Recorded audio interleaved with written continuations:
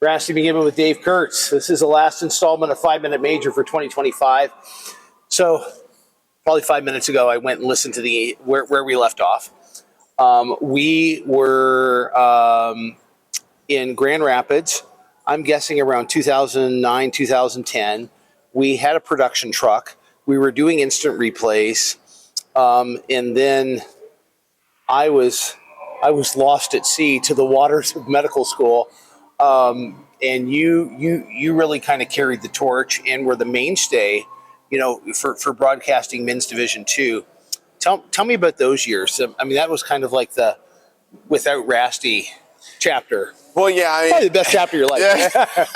Well, I mean, like the funny part was that it was like we had a constant going through, because at that point in time, early on, it was like a lot of times it was. When we talked about it was a lot of the same guys. Well, yeah. Yeah, I mean, it would be like your brother came on several times. It would be Shookman. Even Tom Williams would be there for several years. And then we had a lot of revolving guys, and I was just kind of there. We would every time we would broadcast the championship game, it would be from the Rasty McGibbon Memorial Broadcasting Perch.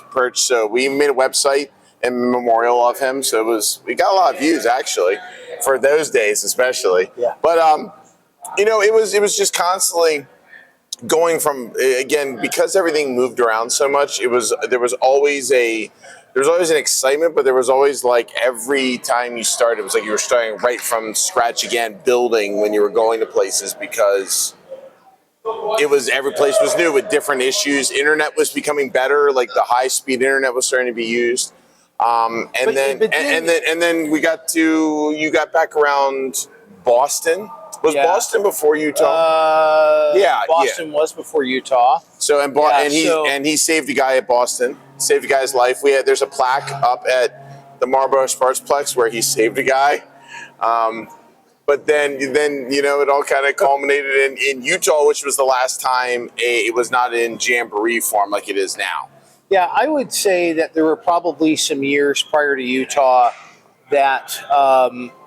And you remember when we were in Connecticut, was the pro? And I don't want to mention who it was, but we had a lot of issues because remember the joke was, we better go and reboot the servers. Remember we just said that the entire thing because the technician that was there from whatever company, and I don't want to admit it, was a real problem. Okay, and this was long before Flow Hockey, so this was not Flow Hockey, but they had to keep rebooting the servers, and people would be messaging us that their feed went off and.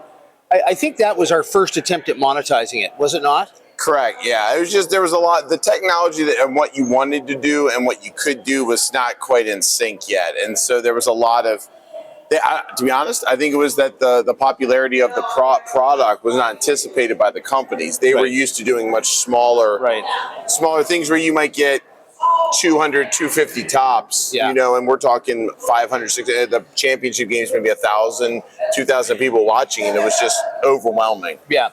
So I would say with men's Division II, probably for men's Division II, the high water mark was when we went to Utah. Remember, we called it Ute Vision, and AJ Bolden was really kind of pioneered that. And Mike Radokovich back at that time really had a passion for wanting to allow these broadcasts to go out for free. And so that was something that he facilitated and Men's Division II funded.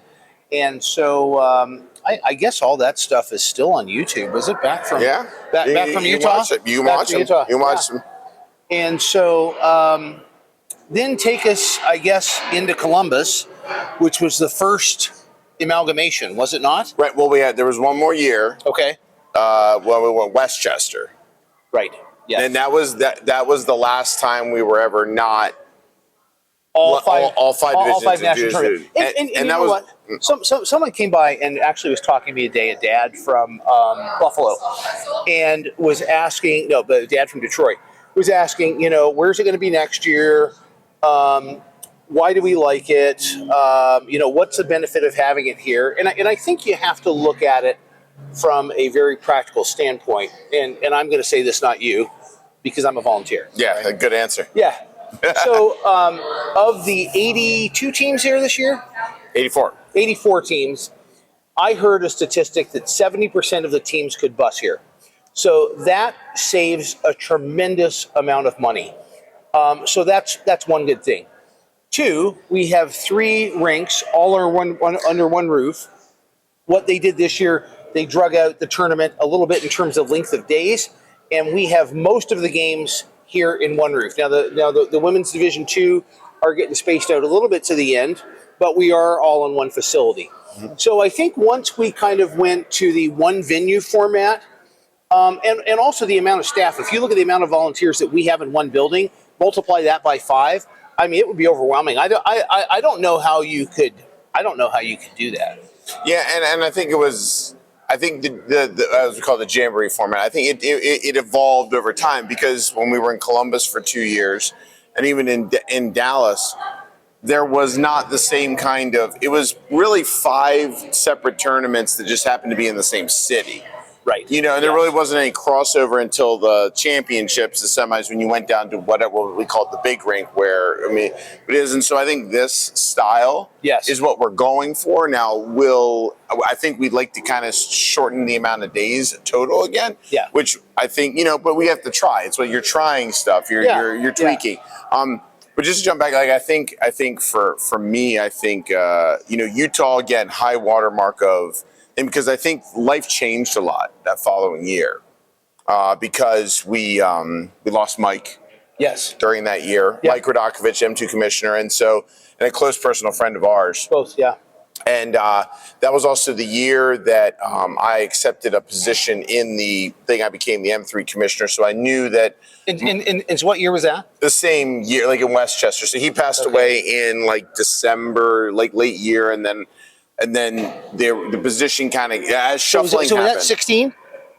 15, 16? 15, 16, something like that. Yeah, so that probably, you know, it's hard to believe that it's been like 9 years since we actually announced the games together. But I mean, it was, Dave and I did the finals for forever. I mean, it was you and I doing the finals until you kind of changed tracks and starting to do something, you know, administrative. Yeah, and but that changed kind of the outlook, and then a lot of change, of course, happened over time. I mean, a long time president of the ACHA, Marshall Stevenson, stepped down. Yeah, and so a lot of new people came in. And I think that the even just broadcasting, but your role and kind of doing this has shifted. And to be honest, I think it's been great. I mean, we've had a lot of guys like Luke Gamlin and things like that we've gotten to meet have just been amazing broadcasters.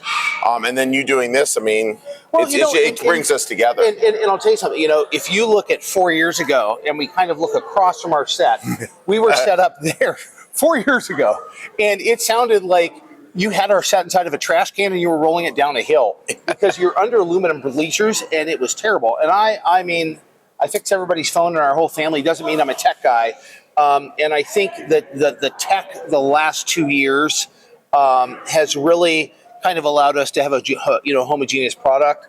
The pill that I have had to swallow this year is that the generation of student athletes that are playing don't use YouTube. I mean, they may use YouTube to change the air filter in their car, but they are not using it to watch ACHA content. Okay, so and you know that has been I think a revelation for me.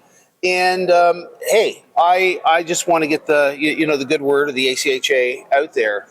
But thinking on that, I mean, we talked about in the first video, like just like you talk about now, like what we're putting it on, like Instagram or TikTok and Twitter and all that, like, or X, whatever you want to call it. Terminator X. But like at the beginning, when at the first part of this video, we're talking about like stuff that isn't even around anymore, like Winamp. And I mean, but like you look at even now the broadcasts go, like there was just company after company, and then it became YouTube, and then it became this and that, and it's just.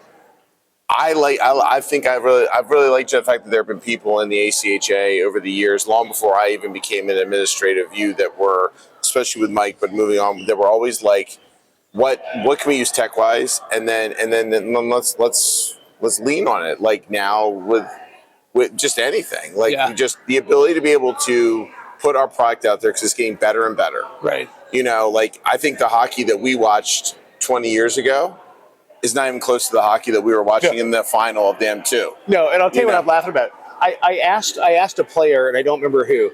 I said, if I have a time machine and I don't, and I were to take you back 4 years, would you believe whatever? Okay. Yeah.